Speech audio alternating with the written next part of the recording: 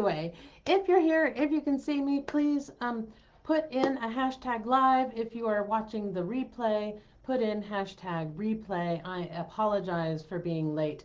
But today we're going to talk about overcoming cognitive avoidance and strategies so you can stop procrastinating and boost your productivity. If you're feeling unmotivated and you're really struggling to engage deeply, I know that I get that problem. I'm resisting, really engaging my mind, fully immersing myself into something, and that is probably my main source of procrastination. Procrastination is, boils down to one of three things. Oftentimes it is your mindset. You have a mindset issue because of a skill set or tool set deficit, right? If you're trying to do something with the wrong tool, it can be frustrating, right? It can be annoying. It can be much more labor intensive than it needs to be. Then you start avoiding things. Let's talk about some cognitive overload problems, because I think that that's a very common problem with us. We have so many things to do that when you sit and look at that big pile of things, it just gets overwhelming, and so many things to do. And one of them, deep work. I really have to do the deep work on, right? And I'm struggling to engage my mind. Like, I really don't want to dive into it, right? And if you're experiencing that, put a 1 in the comments so that I can help you out there. I know how it feels to have this problem. So let's talk about some of the reasons for this, right? So one of the reasons is that your task is very complex, right? And it's requiring that deep work. The other could be just mental fatigue. You just have so many things on your plate and so many things that you have to deeply engage with that you start to disconnect, right? You're mentally disconnecting and you just don't have the energy to engage. The other, some other reasons might be lack of interest. Maybe the tasks are boring that you need to do. Usually those are those low skill, high labor type tasks. That's a really good place for you to outsource those types of things. We'll get into that in a minute.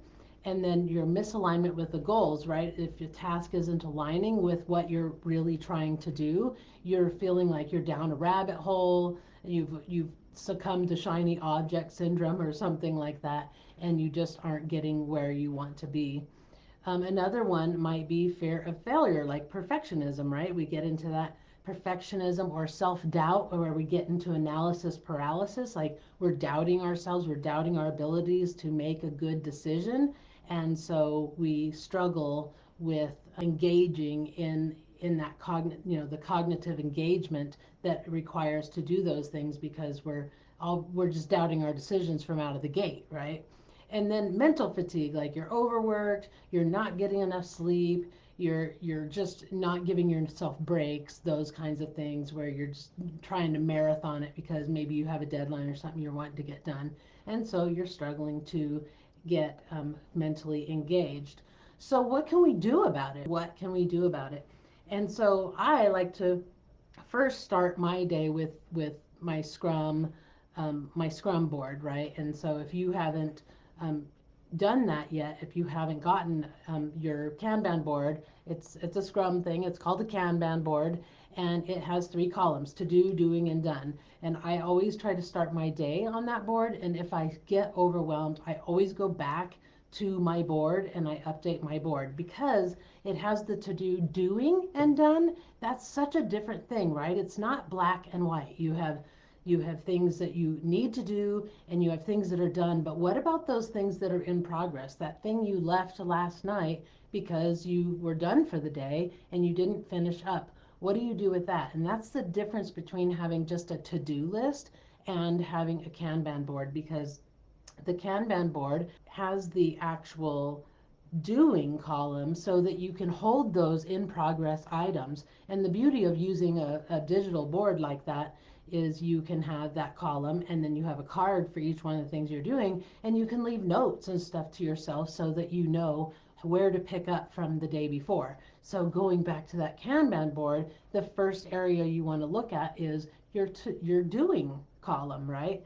Now, be careful not to leave things long on that doing column. If something isn't getting done and it's week after week and it's not getting done, it's time to look at that thing and determine if it's something you just need to put to the backlog again. Maybe it's not something that's really a priority, and so you keep, prioritizing it so low that you're not actually getting it done. But if it is something that you actually need to do, then it's time to start breaking that thing into smaller and smaller tasks. And so that's one of the things I teach in my procrastination emergency rescue kit is how to break things down so you can break it into something that's manageable. Something that's manageable is estimatable. You can estimate how long it's going to take, and it's easy to prioritize. You know that it's either a must have, should have, could have, or won't have at this time. And if it's a won't have at this time, get it out of there. You don't need it there clouding up your whole day and weighing down on you, right? So release yourself from those won't haves. If you have could haves, maybe it's time for you to just move those into the won't have at this time as well. Okay, so breaking things into smaller tasks, and remember they should be estimatable and prioritizable, right? Those new words. And then another is the Pomodoro technique, and this is kind of new for me. I've been checking it out. A colleague of mine does it, and it's really kind of cool. I've tried it a few times. I actually bought this little tool, and next week in my live, I'm going to be talking about this Pomodoro technique.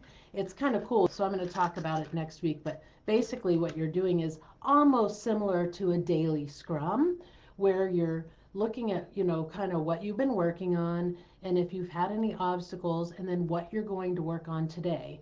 But you take it one more further step. Now that you know what you're going to work on today, you're going to take one thing that you're going to work on now. So you take 5 minutes to kind of analyze that thing, maybe break it down into smaller tasks, and then you spend 50 minutes doing that thing. If it's 4 hours or something, you want to break that down. You only want to go past 60 minutes. 60 minutes is the highest number. That's all that they have on there. So if you do that, then you work on it for that segment of time. So let's say 60 minutes, and then you're done. And you take another 5 minutes and you kind of wrap up that particular thing. If you're not done, you write yourself some notes so that you can pick up where you left off the last time. Okay, that Pomodoro technique really works good. A 25-minute session might even be more useful for you. It really just depends on how you work. But it also helps for people who tend to, sit for long hours at a time and then over hyper focus, right? You get hyper focused and then you don't give yourself any breaks, and then you get really, mentally fatigued and burned out because you're just working too much, and that leads to then other types of things like time wasters. Like then you're on your social media feed before you know it, and you're scrolling through TikTok, and then you're not really being productive, so you might as well get up and take that break. Okay, another way is um, to enhance your task engagement, right? You kind of turn it into a game, like a little mini challenge for yourself. And it's kind of similar to how Pomodoro works, right? Is that you're sort of challenging yourself, like, okay, I'm going to do this one thing. I've broken it down. I'm going to do it. And all right, ready, set, go, right? And then you start working on it, and you give yourself some sort of a reward when you're done. Like maybe you get to go make yourself a coffee, or you get to go for a walk or something like that when you complete it. Um, and then other things that you can do is, minimize distractions. That's again back to the Pomodoro technique, back to the Scrum, sprint sort of mentality, is that you're removing all of those distractions. You're removing all of the backlog that you have of all the things you need to do, and you're just zeroing in on the things that you need to do now and not worrying about the rest. So you just keep those distractions minimized. If you have to move your phone to a whole nother room, then you move your phone to a whole nother room or turn it off or something like that. If you need to set your messenger to I'm out of the office right now, those kinds of things, and set, autoresponders, those are ways that you can start minimizing distraction. Now let's talk about the fear of failure. Allergy season. Addressing fear of failure. That's another Scrum thing, right? Is we embrace imperfection. We make progress, not perfection, because one, you'll never reach perfection. You want to just take that iterative approach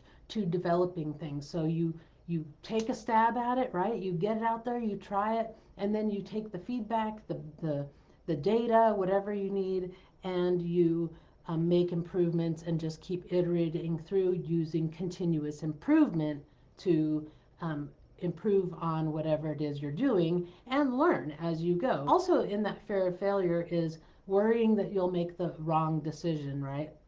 Well, making no decision is actually worse than making a wrong decision. At least with a wrong decision, you'll learn, right? If you make no decision, you'll make no progress, you won't learn anything, and you won't know where the boundary is. Remember what you're doing as you build your business. You're trying to find the boundaries, right, of where the scope of your work is and the scope of, like, who your perfect people are and what you teach. And there's an end to what you teach, right? Let's say you're a Facebook ads guru, and that's what you do. You write Facebook ads, you write the copy, you create the images, and you know how to work the data and everything else. The scope of your business may not include creating sales pages or creating email campaigns, those kinds of things, right? And so by testing those boundaries and possibly making wrong decisions like overreaching for yourself, you may realize, oh, yeah, that's not something I want to do, right?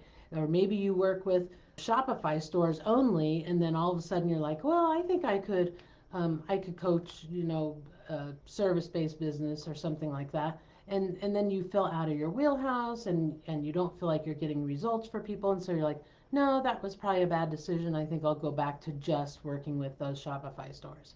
You see what I'm saying? So it's okay for you to make bad decisions or wrong decisions. And it's more important for you to find those boundaries and at least try, right? Also, remember that in order to focus well and to have a good day at work, you need to make sure you're getting enough sleep. You need to make sure you're getting exercise and you're getting outside sometimes, and you're, doing those things, those self-care things that you need to do, feeding yourself well and all that stuff. The other thing is getting some accountability partners. I know there's some groups out there that do Pomodoro. My colleague been in talks about creating one ourselves just to focus on productivity. So let me know if you'd be interested in joining that type of a group. Put in the comments Pomodoro if that's something that you think you would like to do. Also, with prioritization, remember we talk about prioritization a lot in the Scrum framework. Must have, should have, could have, and won't have at this time. Right? We're working on something great for you. You want to do something like that is because you want to work through the technical parts of standing up your website first, getting your domain connected, getting your DNS records in there, maybe getting your email set up. You're getting all that technical part done and stood up so you can have a website. And you want to keep your page simple because you don't want to get bogged down in the design and the copywriting and all that stuff for your page before you go through the technical part of standing up your website. That's a phase. You might even do that in 2 separate sprints, right? Because that's a lot of work. Privacy policy, terms and conditions, and getting your email and all that set up so it works, so you have a contact, and then standing up your website and creating that one page.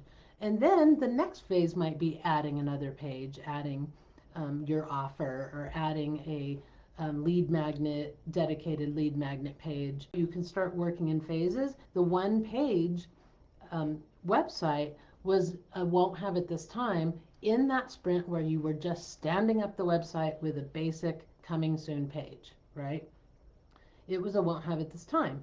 Then you add it later to in the next phase or the next sprint, right? Same thing like what Apple did with their iPhone. They left out the forward facing camera, they left out the flash photography, and they did those things so that their phone would be fast enough, right? Because the flash photography was slowing down the phone, so they didn't want that. The forward facing camera, I don't know, maybe their technology wasn't quite ready yet. They didn't have the technology yet. Excuse me. I talk so fast that sometimes I get dry throat. They said it was a won't have at this time. They sold 1.3 million of those phones, and so they had the money to put back into that project and get that technology up and running and then release it in their next phone or whenever they did. I'm not sure when they finally did release those things. Um, but you see what I'm saying? So the prioritization is huge. And so think about this. If you're really struggling, you're avoiding it, right? Break things down all the way down. You may actually pinpoint the one thing that's holding you back. It could be a technical problem, like a skill set problem, or a tool set problem, or a mindset problem, struggling to make a decision or whatever it is. But the first thing you want to ask yourself is this a priority? Is it a must have? If it's not a must have, then maybe it's something you can put off till the next sprint, especially if you're feeling pinched for time for the week. Like, it's Wednesday now, and you're like, oh man, I don't have much time the next 2 days to work on to have desk time at my business. I'm with clients the whole time, or whatever it is, right? Um, then you now need to start prioritizing again. So it's really good to do a mid sprint check in. If you're doing weekly sprints, then a mid sprint check in is on a Wednesday. Like, you start looking like at your Kanban board and you're thinking, geez, am I going to be able to get everything done with the time I have remaining to work on my business?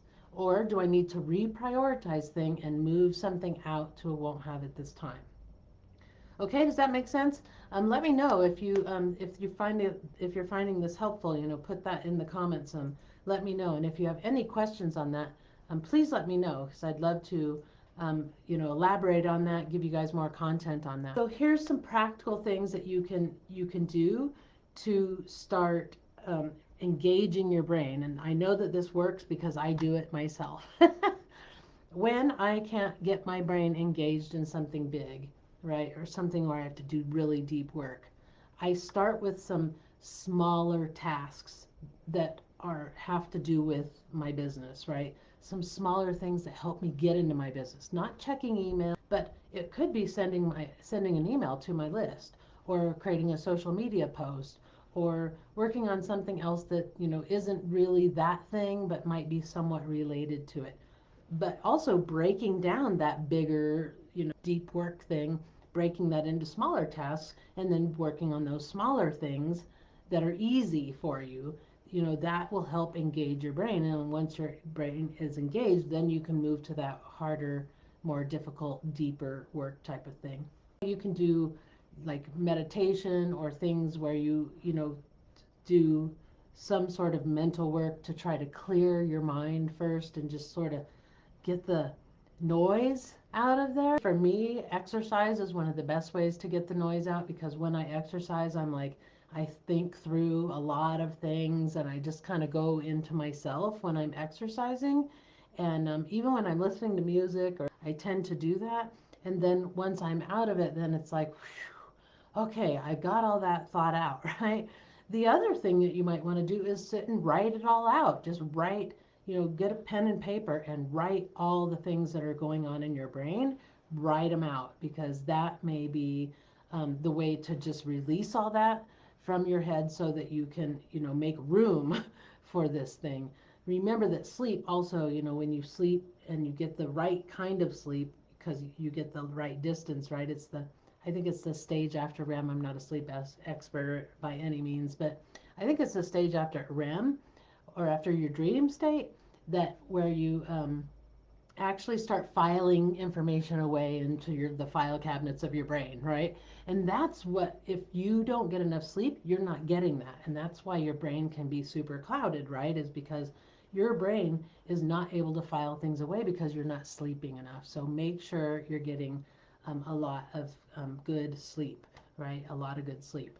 And then allocating special time for deep work. Now, this goes back to my time blocks in a lot of ways. Like, when I talk to people about creating time blocks, that's one of the first things you should be doing before you plan your sprint. Is you want to make sure you have, find out what time, by doing time blocks, how much time do you actually have. Like, when are you going to work on projects compared to your daily tasks? When are you going to, work with your clients? Because that is not desk time for you. That's client work time, right? And you got to make sure you have desk time also, right? And not just like, you know the administrative stuff. Administrative stuff is answering emails, is doing your book work, bookkeeping, that kind of stuff, right? Maybe collecting stats. Those are administrative type tasks. And you need that time to do project work as well. So you need to slate out time. And I always try to slate out that time first thing in the morning for me. So you may have a different time of day that works for you. I like first thing in the morning because I get up super early before my household wakes up, and then I have that time for myself when I'm fresh. I've just woken up and I'm having my coffee, and the caffeine's starting to help stimulate my brain, and that's when I get my deep work done. So think about what time of day works for you, and then block out that time to work on those particular things. If you have a particular time of day where you are just at your peak performance, don't step away from your work at that time of day. Make sure you're there. That's for me is that morning time. Like that is my peak time for productivity. I do my best work then, and I'm most clear and most refreshed, and just it just really works for me. Maybe you're a night person, it works better for you at night, or maybe you're doing your moonlighting, right? Maybe it's a side hustle for you. I started my business as a side hustle, so I totally get it. And instead of working in the evenings after work, I chose to get up super early and work in the mornings instead because um, I'm better in the morning than I am in the afternoons. I get too mentally tired. We had to think a lot, and it was heavy duty thinking and analyzing. I would just be very mentally tired. So after work was when I really needed to exercise, right? Because I wasn't physically tired, I was just mentally really tired. And so working on my business was really not a good option at that time of day. I needed to get exercise. So think about what you're doing and how you are, when you are best, and then use some of these techniques to help you to get started. And one of the first ones you can do is this Pomodoro thing. I mean, you can get this thing on Amazon. It's like, I don't know, $10 or something. It's super cheap. And it's kind of fun. It's kind of an interesting thing to do. That's at the real minutia detailed level, right? Because you're talking about maybe a 5-minute warm up, and then maybe a 60-minute work period tops, right? So you got to know what you're doing. That's why working in sprints can help you, right? Because now you're pulling out from all those projects and ideas you have into one sprint, and you're like, okay, I'm going to just work on these things this week, or these things this month, however long. Your sprint should be 1 week to 4 weeks long. Anything longer than that, your list is just getting way too long. It's getting way too long, right? For me, I work in monthly sprints now. I have a whole monthly system that I do, and I just repeat that system. And if you'd like to know about that system, please let me know. I'd love to share with you how I do things and how I've created efficiency systems for my business, and how I'm teaching efficiency systems for um, all of my clients. It's really a great way, especially if you're a solopreneur, to be able to manage all the work of your business. I do have a little tiny mini course that I sell. It's called the Procrastinator's Emergency Rescue Kit, but you can get it for free right now by joining either the Laptop Lifestyle or the Cut the Confusion giveaway. Both are going on this month. We are in the Laptop Lifestyle promotion period right now. So if you haven't gotten an email, put in the comments procrastination or rescue kit. I put rescue kit into the comments, and I will make sure you get the link so you can sign up to get that for free during this promo period. And it's a great little video that walks you exactly through the process of breaking things down. It's really a great way for you to help get your mind re-engaged on the thing that you need to work on, so you can get that project done and make your deadline and sell that iPhone, right? And then go through that iterative process to keep improving on it. I hope that this video didn't just fail completely. I have no idea at this point. I'll double check it, and if it didn't work, I guess I'll be re-recording this video. Okay, all right, you guys, I will see you in the comments. Thanks.